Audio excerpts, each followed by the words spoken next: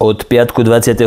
augusta do stredy 3. septembra sa budú konať v Nitre a v Brne majstrovstvá Európy volejbalistov do 20 rokov. Pod zoborom sa predstavia aj slovenskí volejbalisti, ktorí na majstrovstvách Európy štartovali zatiaľ len dvakrát v rokoch 2002 a 2006. Zverenci trénerskej dvojice Miroslav Palgut a Marek Mečiar sa v závere minulého týždňa stretli v troch dueloch so Slovinskom, ktoré je takisto účastníkom majstrovstiev Európy a predstaví sa v skupine v Brne. Slováci vyhrali prvý duel 3-1, potom prehrali dvakrát 2-3 a v generálke na majstrovstvá Európy podľahli silnému Rusku 0-3. Súpermi slovenských volejbalistov budú v nitrianskej mestskej športovej hale na Klokočine postupne Bulhári, Taliani, Rusi, Francúzi a Srbi. Prvé dva týmy postupia do semifinále, tretie a štvrté družstva budú hrať o 5. až o 8. miesto a týmy na posledných dvoch miestach na turnaji končia. V Brne sa predstavia domáci Česi, Poliaci, Belgičania, Slovinci, Turci a Rumúni. Finálová časť turnaja sa uskutoční v Brne.